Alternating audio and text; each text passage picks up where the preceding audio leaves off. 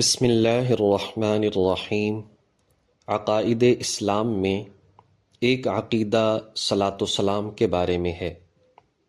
حضرت صلی اللہ علیہ وسلم پر صلاۃ و سلام پڑھنا آپ علیہ صلاۃ والسلام کا حق اور نہایت اجر و ثواب کا باعث ہے۔ کثرت کے ساتھ صلاۃ و سلام پڑھنا حضور علیہ صلاۃ والسلام کے قرب اور شفاعت کے حصول کا بہت بڑا ذریعہ ہے، اور افضل درود شریف وہ ہے جس کے الفاظ بھی نبی پاک صلی اللہ علیہ وسلم سے منقول ہوں۔ سب سے افضل درود درود ابراہیمی ہے۔ اس حوالے سے اگر اس کے حکم کو دیکھیں تو زندگی میں ایک مرتبہ صلاۃ و سلام کا پڑھنا فرض ہے، اور جب کسی مجلس میں بیٹھے ہوں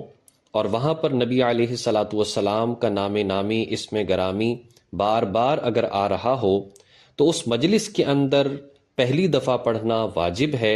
اور ہر مرتبہ پڑھنا مستحب ہے، ثواب کا باعث ہے۔ قرآن کریم میں بہت سارے احکامات اللہ تعالیٰ کی ذات نے بیان فرمائے،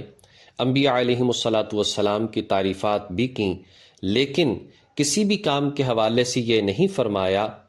کہ میں بھی یا اللہ تعالیٰ بھی یا اللہ کے فرشتے بھی کسی کام کو کرتے ہیں۔ لیکن قربان جائیے، نبی علیہ صلاۃ والسلام کو یہ اعزاز حاصل ہے کہ درود کے حوالے سے اللہ تعالیٰ فرماتے ہیں کہ یہ کام میں بھی کرتا ہوں اور میرے نورانی فرشتے بھی کرتے ہیں، اے ایمان والو تم بھی یہ کام کرو۔ اللہ تبارک و تعالیٰ کی طرف جب درود کی نسبت ہوتی ہے تو اس کا مطلب ہوتا ہے کہ رحمت بھیجنا،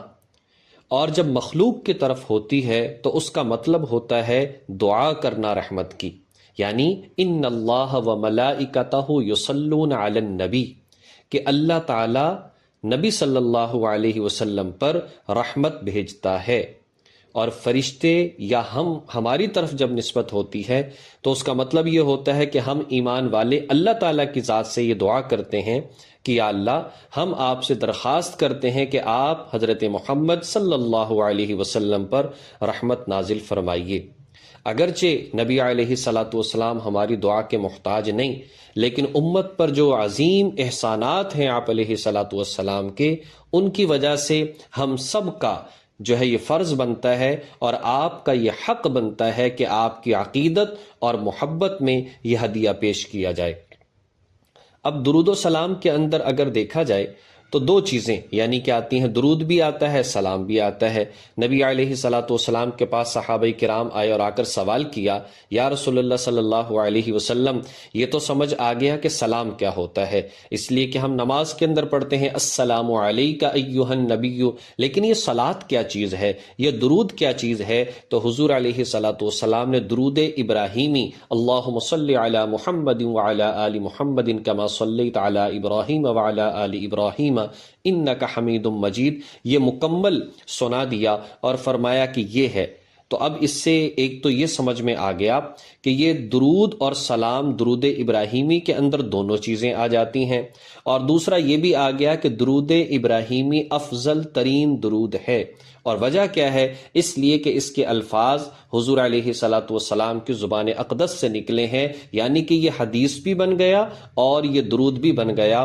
دو اس کے اندر ثواب اور فائدے حاصل ہو گئے۔ حضرت مولانا قاسم نانوتوی رحمۃ اللہ علیہ سے کسی نے سوال کیا، جی ہم الصلاۃ والسلام علیک یا رسول اللہ پڑھ سکتے ہیں؟ تو فرمایا کہ اگر تو اس لیے پڑھو کہ مختصر ہے تو بالکل پڑھ سکتے ہیں، اگر اس لیے پڑھو کہ جی فرشتے یہ حضور کی بارگاہ میں پہنچا دیتے ہیں تو بالکل ٹھیک ہے، اس لیے کہ حدیث مبارکہ میں آتا ہے من صلی علی عند قبری سمعتہ، یعنی نبی علیہ صلاۃ والسلام نے فرمایا جو مجھ پر میری قبر کے قریب درود پڑھے میں اسے خود سنتا ہوں، ومن صلی علی نائعا ابلغتہ، اور جو دور سے پڑھا جاتا ہے تو مجھے پہنچا دیا جاتا ہے۔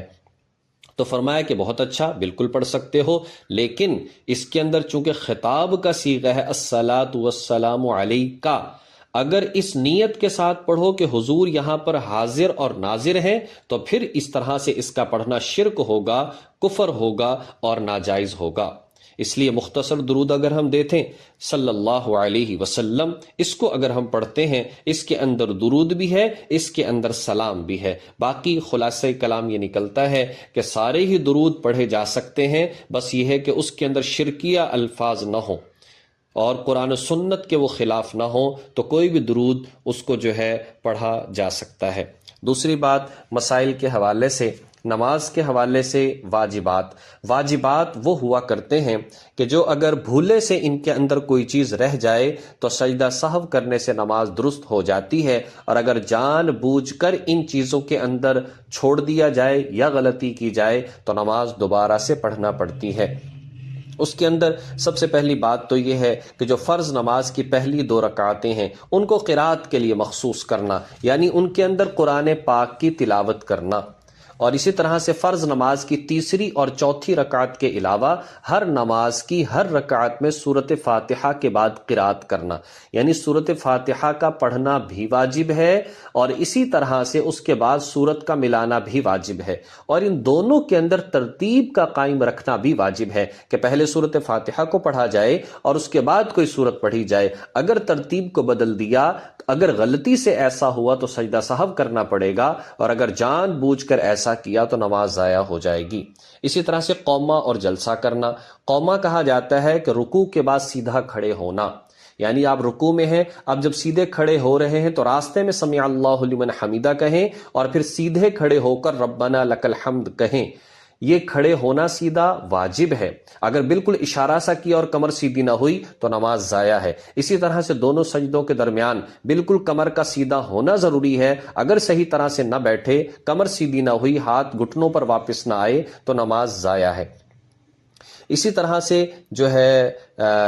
سورۃ فاتحہ اس کو جو ہے باقی قرات سے پہلے پڑھنا۔ اسی طرح سے قعدہ اولیٰ کرنا، قعدہ اولیٰ کہتے ہیں کہ 4 رکعتوں والی 3 رکعتوں والی جو نماز ہے اس میں 2 رکعتوں کے بعد جو بیٹھتے ہیں اس کو قعدہ اولیٰ کہا جاتا ہے۔ یہ بیٹھنا واجب ہے، اور دونوں قعدوں کے اندر یعنی کہ پہلے میں بھی اور آخری میں بھی التحیات کا پڑھنا یہ بھی واجب ہے۔ اسی طرح سے وتر کی تیسری رکعت میں دعائے قنوت کے لیے اللہ اکبر کہنا یہ بھی واجب ہے، اور پھر دعائے قنوت یا کسی دعا کا پڑھنا یہ بھی واجب ہے، کوشش دعائے قنوت ہی کی کرنی چاہیے۔ اسی طرح سے عیدین، ان کے اندر 6 زائد جو تکبیریں ہوتی ہیں ان کا کہنا بھی واجب ہے۔ اور اسی طرح سے اگر نماز کے دوران آیت ایسی پڑھ دی جائے جو کہ سجدہ کی آیت ہو،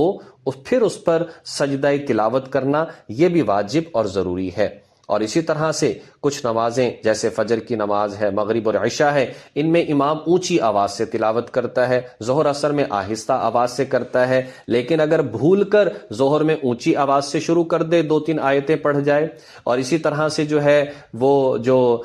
جہری نمازیں ہیں ان کے اندر خاموش پڑھنا شروع کر دے اور سورۃ فاتحہ پڑھ جائے، پھر یاد آئے تو سجدہ سہو کرنا پڑے گا۔ اور سجدہ سہو کرنے کا طریقہ یہ ہوا کرتا ہے کہ آخر میں جب نماز مکمل ہونے لگے، ان واجبات میں 1 غلطی ہو جائے، 2 ہو جائیں، 3 ہو جائیں، جب نماز مکمل کرنے لگیں التحیات پڑھیں، عبدہ و رسولہ تک پڑھیں، دائیں طرف سلام پھیریں، پھر 2 سجدے کریں، پھر التحیات کو شروع سے پڑھیں اور آخر تک دعا تک پڑھ کے دونوں طرف سلام پھیر دیں، نماز مکمل ہو جائے گی۔